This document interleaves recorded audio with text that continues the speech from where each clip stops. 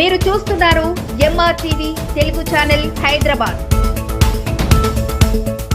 Secunderabad cantonment అభివృద్ధిలో వెనుకబడడానికి కేంద్ర ప్రభుత్వ నిర్లక్ష్యమే కారణమని ఎమ్మెల్యే శ్రీ గణేష్ మండిపడ్డారు.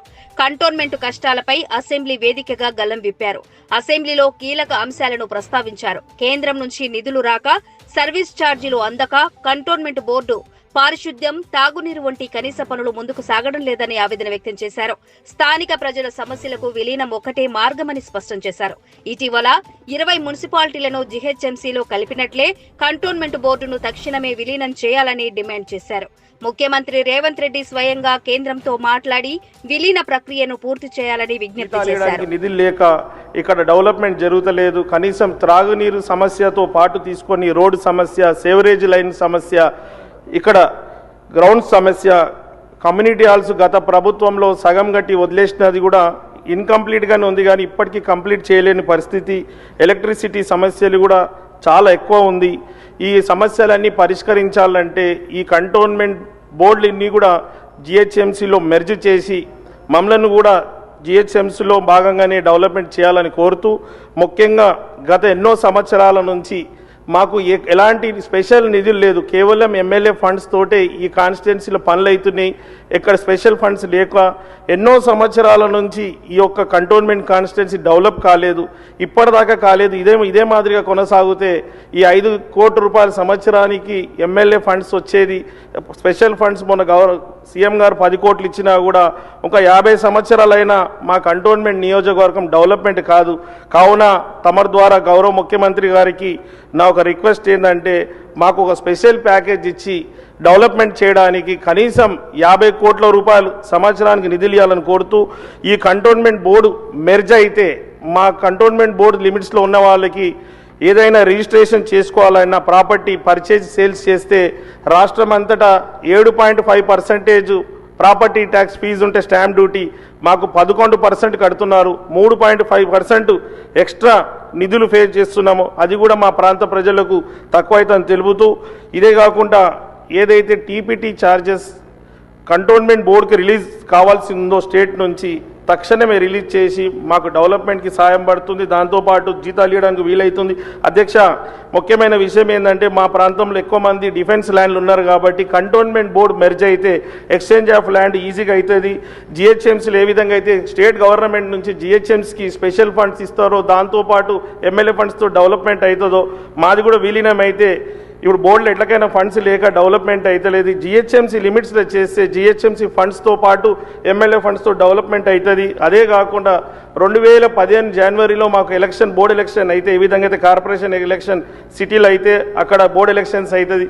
2020లో కావాల్సిన ఎలక్షన్ ఈ 2026 అయినా కూడా ఎలక్షన్ కాలేదు. కాబట్టి తమరు ద్వారా గౌరవ ముఖ్యమంత్రి గారికి తక్షణమే మా కంటోన్మెంట్ కాన్స్టిట్యున్సీ మీద స్పెషల్ దృష్టి సారించి సెంట్రల్ గవర్నమెంట్ తోటి మాట్లాడి కంటోన్మెంట్ బోర్డుని జిహెచ్ఎంసీలో విలీనం చేసి, ఏ విధంగా అయితే సిటీ స్టేట్ డెవలప్మెంట్ చేస్తున్నారు గౌరవ ముఖ్యమంత్రి గారు, మమ్మల్ని కూడా ఈ డెవలప్మెంట్లో భాగస్వామ్యం చేయాలని తమ ద్వారా గౌరవ ముఖ్యమంత్రి గారిని కోరుతున్నాను. అవకాశం ఇచ్చినందుకు ధన్యవాదాలు.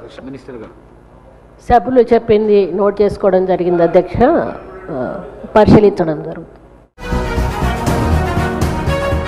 సామాజిక కార్యకర్తలు సమాజానికి నిస్వార్థంగా సేవలు అందిస్తారని Begumpet traffic police circle inspector Janakiramulu తెలిపారు. సనత్ నగర్ నియోజకవర్గం బేగంపేట డివిజన్ పత్తిగడ్డలో సామాజిక కార్యకర్త వాజీద్ ఖాన్ ఆధ్వర్యంలో ఏర్పాటు చేసిన నూతన సంవత్సర క్యాలెండర్ ఆవిష్కరణ కార్యక్రమానికి ఆయన ముఖ్య అతిథిగా పాల్గొన్నారు. ఈ కార్యక్రమంలో MRPS Begumpet division president Macchagiri, Devaiah, ఇతర సామాజిక కార్యకర్తలు పాల్గొన్నారు.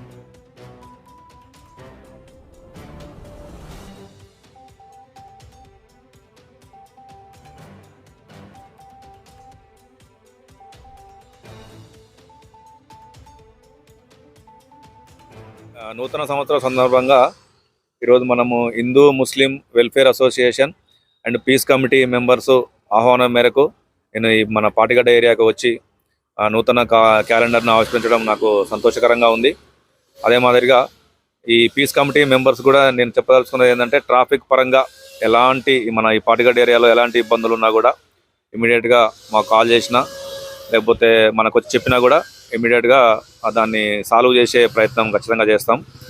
రాబో ఈ పండుగలలో కానీ ఇంకేదైనా ఫంక్షన్లు చేసుకున్నప్పుడు కానీ ట్రాఫిక్ కంజెషన్ లేకుండా చూసుకోవాలి. ముందే మాకు ఇన్ఫర్మేషన్ ఇస్తే ఆ ఏరియాలో మేము మా పోలీస్ సిబ్బందితోటి అక్కడ ట్రాఫిక్ క్లియరెన్స్ చేసుకుంటాం. సాఫీగా జరిగే విధంగా కూడా మేము వాళ్ళకు సహకరిస్తాము. అదేవిధంగా మాకు కూడా ఎటువంటి ట్రాఫిక్ పరంగా ఇబ్బందులు ఉన్నా కూడా పీఎస్ కమిటీ మెంబర్స్ కూడా మాకు సహకరించాలి. వాళ్ళకు కూడా మేము సహకరిస్తాము.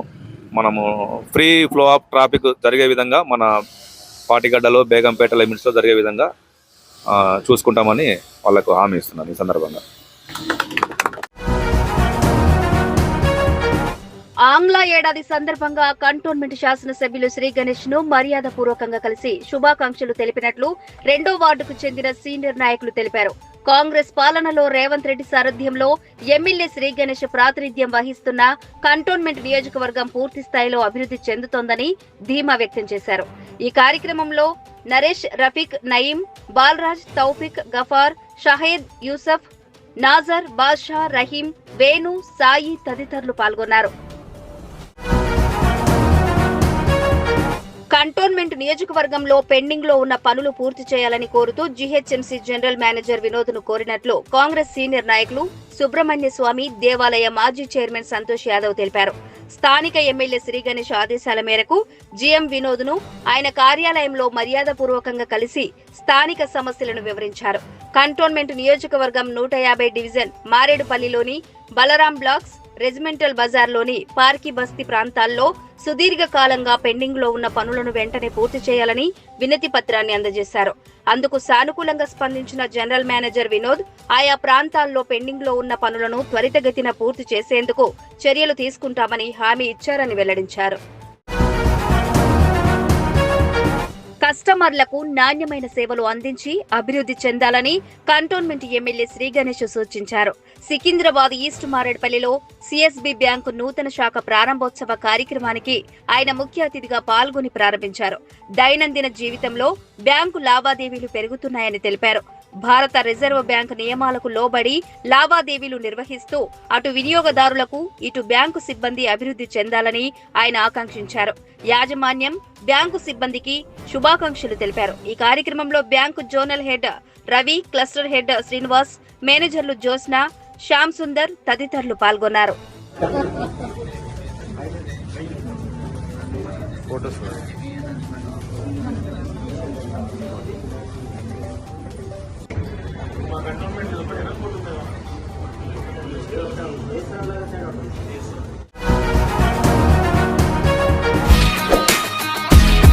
తాజా వార్తల కోసం ఎంఆర్టీవీ తెలుగు ఛానల్ ను సబ్స్క్రైబ్ చేయండి, లైక్ చేయండి, షేర్ చేయండి.